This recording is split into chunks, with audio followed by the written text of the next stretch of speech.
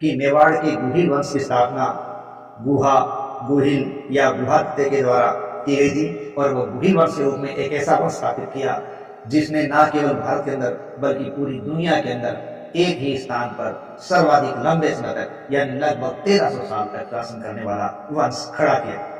जिस वंश को गुहिल या गुहा ने खड़ा किया था उसके बाद के शासकों में बप्पा रावल का नाम विशेष तौर से लिया जाता है, जिन्होंने हारित ऋषि के आशीर्वाद से राज्य प्राप्त किया। और बाद में जब बप्पा रावल के बाद का इतिहास देखते हैं तो उन्हीं में अनेक शासकों का नाम आता है, लेकिन प्रमुखता से जिस राजा का नाम लिया जाता है वो है अल्हट। देखिए, मेवाड़ के इस शासक अल्हट के समय हूण राजकुमारी हरिया देवी से अल्हट का विवाह हुआ था और इस अल्हट ने आहड़ के बराह मंदिर की स्थापना की थी और आहड़ को अपनी दूसरी राजधानी बनाया था। इस प्रकार अल्हट है उसको भी मेवाड़ के शासकों के अंदर एक प्रमुखता का स्थान प्राप्त हुआ। लेकिन बड़े ही खेद की बात रही कि मेवाड़ की शक्ति का ह्रास अल्हट की मृत्यु के बाद होना शुरू हो गया था। के बाद के शासकों के अंदर रावल सामंत सिंह का शासनकाल आया और सामंत सिंह ने गुजरात के अजयपाल सोलंकी को हराया और उन्होंने कीर्तिपाल ने मेवाड़ पर अधिकार कर लिया। सामंत सिंह ने वागड़ में अपना राज्य स्थापित किया, लेकिन जो 1191 का तराइन का पहला युद्ध हुआ था उसमें तराइन के पहले युद्ध में पृथ्वीराज तृतीय चौहान के पक्ष में लड़ते हुए सामंत सिंह की युद्ध के मैदान में ही मृत्यु हो गई। इस प्रकार विदेशी आक्रांता से लोहा लेते हुए उन्होंने अपना प्राण न्यौछावर कर दिया। लेकिन सामंत सिंह के बाद के शासकों में देखा जाए तो प्रमुख शासक के रूप में उभर कर आते हैं जैतर सिंह। जैतर सिंह का शासनकाल 1213 से 1253 ईस्वी का काल माना गया है और ये वो समय था जब दिल्ली के 6 सुल्तानों का शासनकाल इस समय हुआ था। यानी मेवाड़ के ऐसे शासक जैतर सिंह हुए हैं जिन्होंने 1213 से 53 ईस्वी तक राज किया और दिल्ली सल्तनत के 7 सुल्तानों का काल जिसने देखा।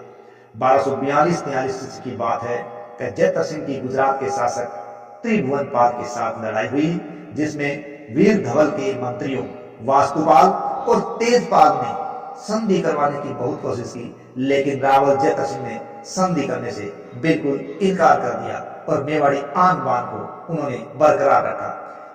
जैतर सिंह के समय में मेवाड़ को पहली बार तुर्की आक्रमण का सामना करना पड़ा और इसका मुख्य कारण था चित्तौड़ की सामरिक और भौगोलिक स्थिति। जैतर सिंह को सामना करना पड़ा था इल्तुतमिश का। जैतर सिंह ने इल्तुतमिश की सेना को पराजित किया और हमें इसका पता हमीर मदमर्दन ग्रंथ से चलता है जो जयसिंह सूर्य ने लिखा था।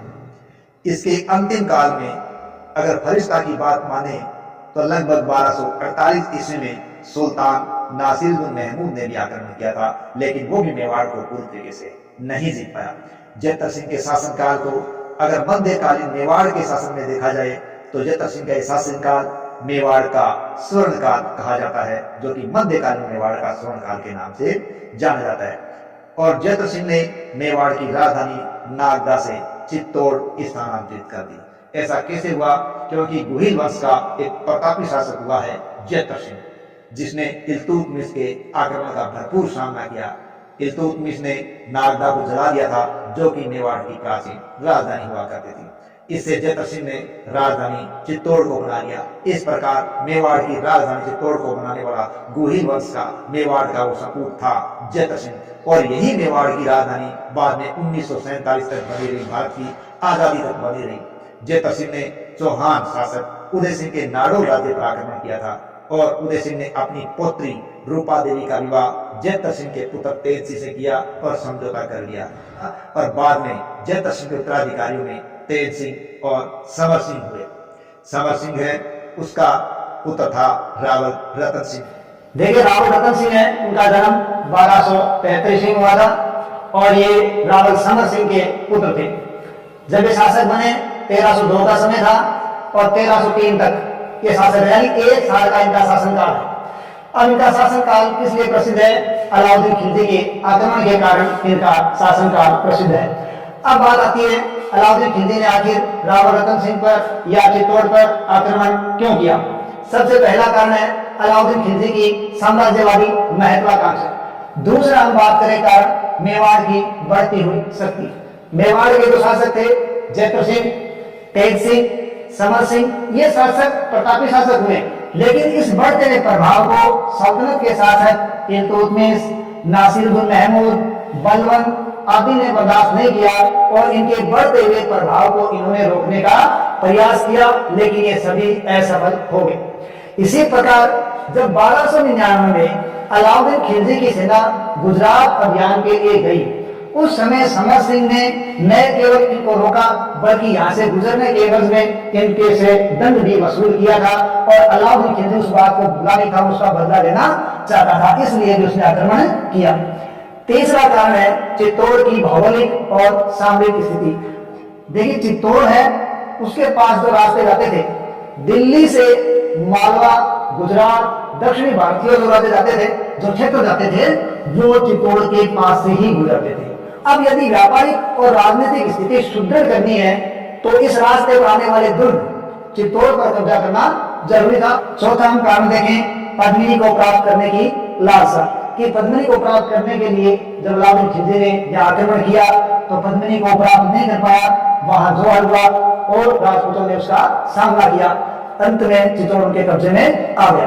अब इस पर आक्रमण हुआ, कब हुआ, कैसे हुआ, क्या क्या सामना करना पड़ा, ये देखिए। अलाउद्दीन खिलजी दिल्ली से चला 28 जनवरी 1303 को और वहां पहुंचकर उसने चित्तौड़ दुर्ग का घेरा डाल दिया।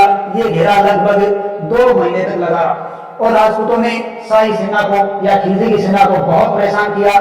खिलजी को कोई सफलता नहीं मिली।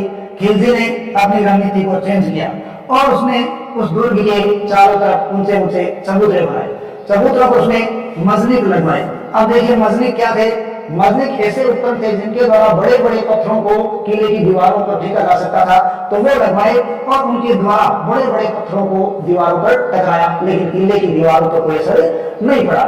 इसी प्रकार लंबा समय चलता रहा और तकरीबन 8 महीने का घेरा हो गया तो दुर्ग के अंदर खाद्यान्न की कमी हो गई। अब राजपूतों के पास बाहर आकर लड़ने के अलावा कोई विकल्प नहीं बचा था, इसलिए वो दुर्ग से बाहर आए और अलाउद्दीन खिलजी का सीधा सामना किया। लेकिन इस संघर्ष के अंदर राव रतन सिंह भी मारे गए और गोरा और बादल जो पद्मिनी के अंगरक्षक थे वो भी मारे गए और पद्मिनी ने अन्य महिलाओं के साथ जोहर कर लिया। इस प्रकार चित्तौड़ का पहला साकार हुआ और अलाउद्दीन खिलजी का 26 अगस्त 1303 में 8 महीने में लगभग चित्तौड़ पर अधिकार हो गया। लेकिन वो जो पद्मिनी को नहीं प्राप्त कर पाया तो कहते हैं दूसरे दिन उसने वहां कत्लेआम करवाए। अब उसने चित्तौड़ पर कब्जा करने के बाद अपने पुत्र खिज्र खान को चित्तौड़ का प्रशासक नियुक्त कर दिया और चित्तौड़ का नाम खिजराबाद रख दिया।